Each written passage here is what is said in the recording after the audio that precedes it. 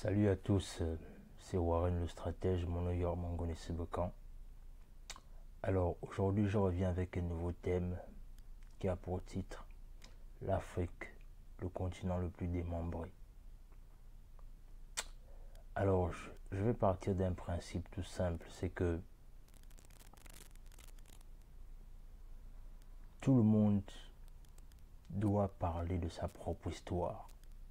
Tout le monde a le devoir de parler de sa propre histoire parce que une histoire qui est parlée par quelqu'un d'autre ou encore qui est racontée par quelqu'un d'autre, cette dernière n'est jamais authentique ou encore elle est écrite avec beaucoup de zones d'ombre.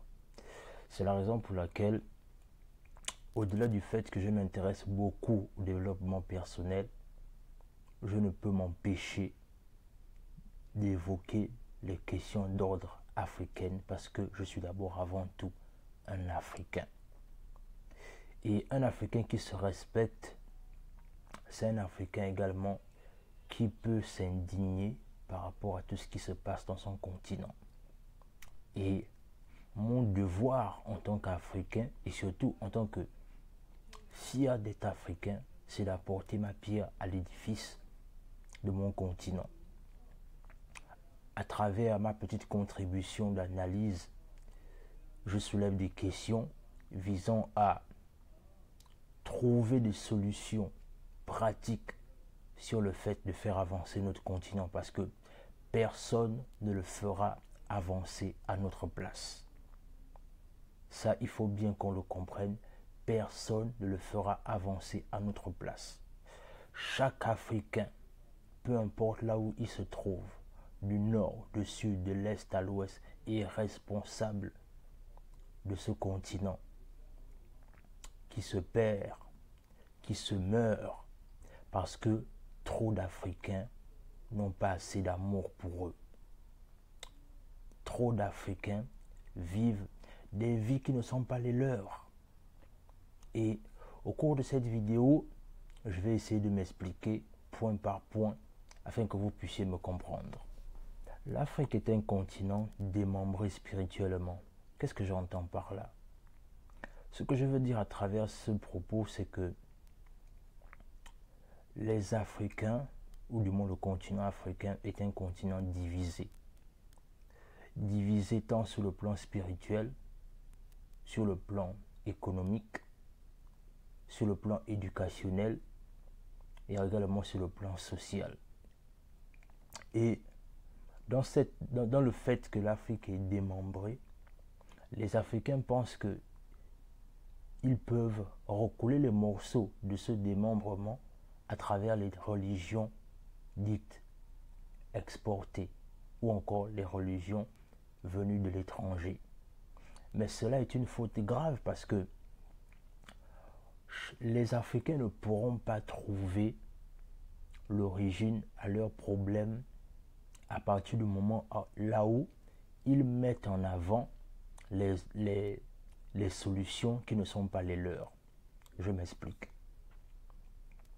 Chaque Africain, c'est-à-dire la tradition africaine est une tradition qui va dans le sens là où, lorsque les Africains ont des difficultés, la tradition africaine a pour but de nous aider à trouver les solutions à nos problèmes avec nos réalités africaines. Mais ce qui se passe, c'est que lorsque on a une difficulté, nous les Africains, ce qu'on a toujours tendance à faire, c'est qu'on veut trouver la solution avec quelqu'un d'autre. C'est-à-dire, on a toujours tendance à faire référence, comme ils savent si bien le dire, la communauté internationale. Mais ça ne peut pas avancer parce que quand on parle déjà de quelque chose qui est internationalisé, ça veut dire que c'est quelque chose qui ne nous appartient pas. Donc, ce ne sera pas des personnes externes aux problèmes qui pourront venir trouver des solutions à nos propres problèmes. Et la meilleure manière de commencer à trouver des solutions africaines, c'est que les Africains doivent revenir à leurs origines, c'est-à-dire au culte des ancêtres. Le culte des ancêtres est le seul moyen par lequel l'Afrique peut arriver à se recoller. L'Afrique peut arriver à se comprendre à nouveau. Le culte des ancêtres. Pourquoi j'évoque le culte des ancêtres? Voilà, je vais m'expliquer encore une fois. Le culte des ancêtres, c'est cette communication-là qui, jadis, nous aidait en rentrant en contact avec nos ancêtres afin de nous parler. Mais aujourd'hui, malheureusement, le culte des ancêtres a perdu son usage dans les sociétés actuelles.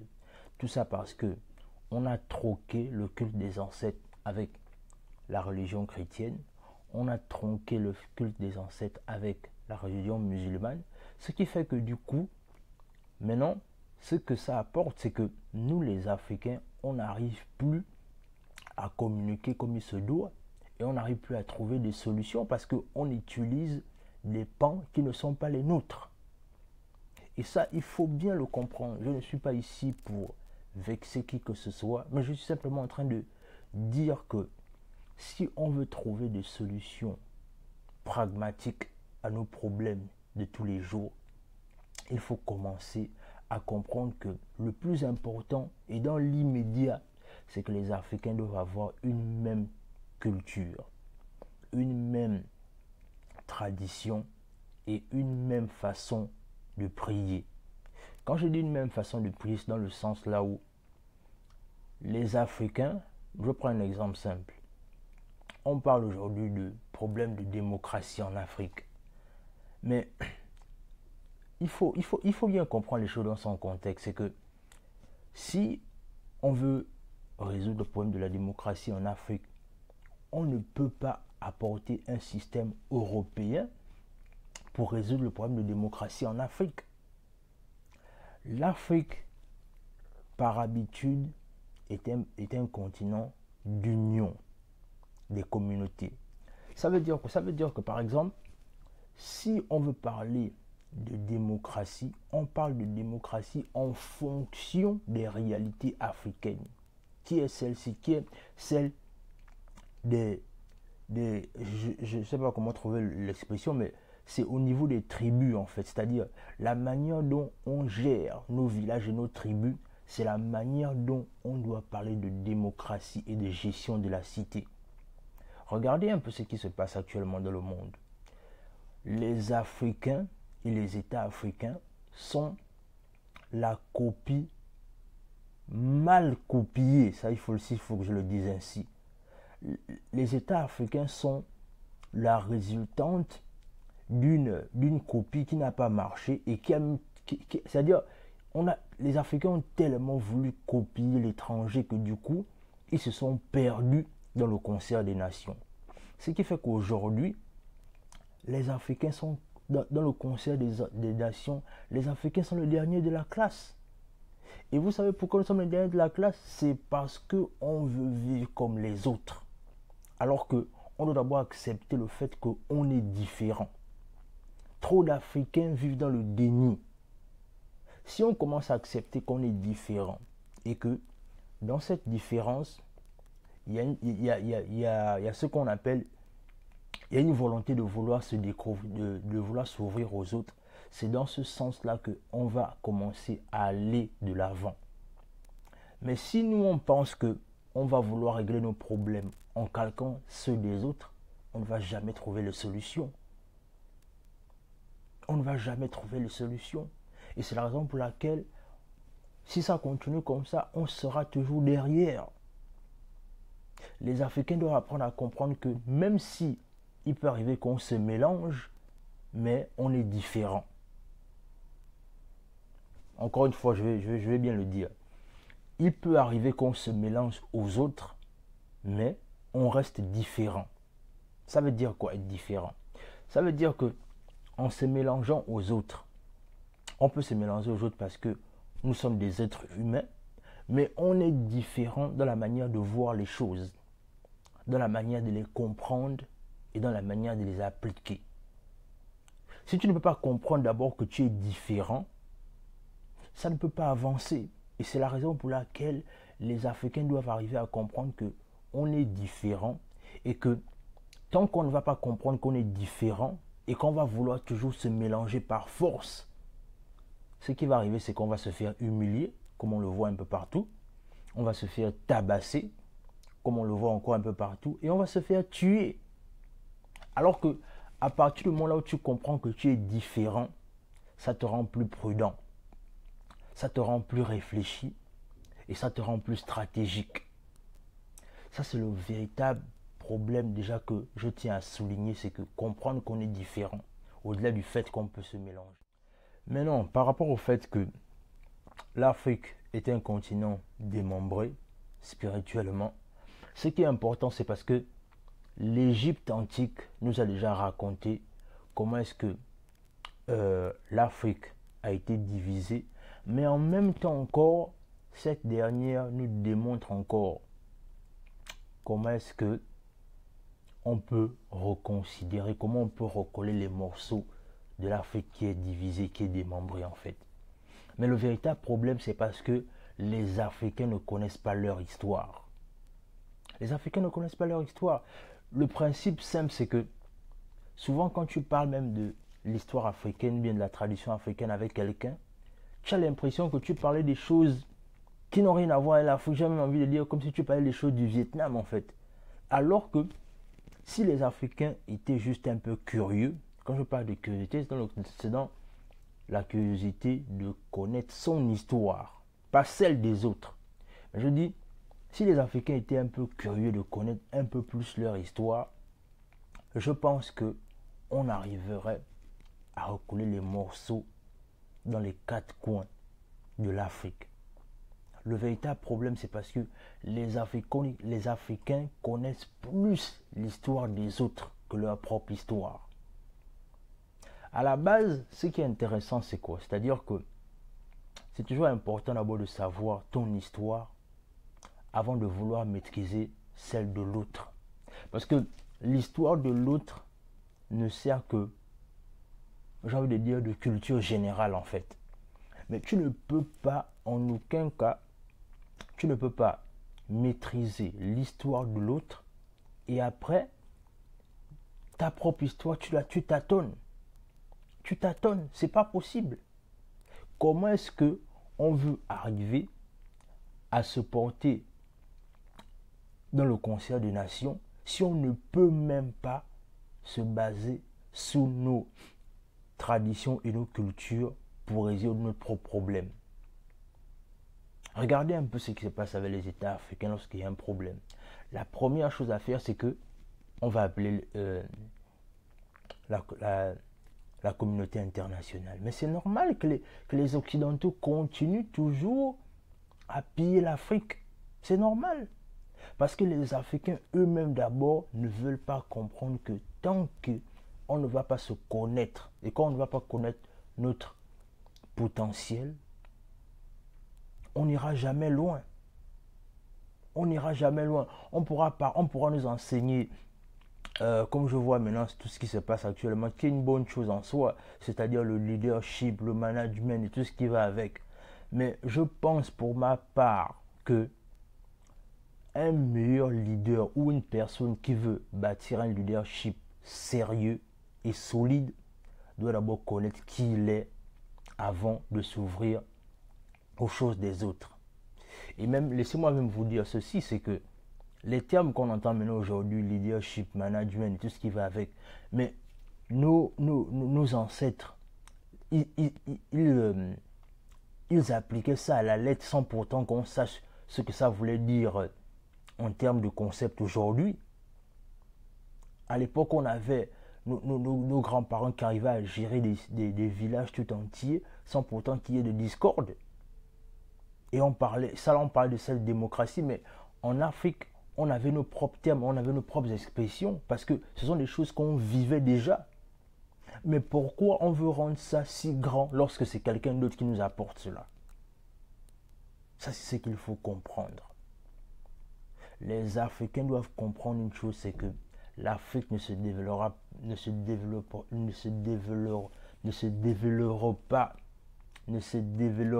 pas, autant pour moi j'y arrive, voilà. L'Afrique ne se développera pas sans que les Africains eux-mêmes prennent conscience que la meilleure manière d'apporter un plus aux gens, c'est d'abord connaître qui tu es. Le connaître toi-même. Tu ne peux pas vouloir connaître autrui, tu ne te connais pas d'abord toi-même. C'est important. La solution est là sous nos yeux. Mais on est en train de vouloir essayer d'autres moyens, alors que les moyens là ont montré leurs limites. Et c'est à cause de ça que je parlais de revenir au culte des ancêtres. Parce que les ancêtres sont là, ils nous regardent. Ils nous observent, ils ne font qu'attendre, ils ne font que nous patienter. Mais tant qu'on ne va pas faire le geste d'aller vers eux et de les écouter afin d'appliquer ce qu'on doit appliquer pour que les choses fonctionnent entre nous, on va toujours tourner en rond et on sera toujours la risée de l'humanité. Regardez un peu ce que les Africains deviennent dans le monde actuellement. Regardez un peu comment on humilie les Africains dans les quatre coins du monde. Regardez un peu comment, pour des papiers, on menace des gens. Est-ce que c'est normal? La dernière fois, j'ai regardé les nouvelles sur les réseaux sociaux.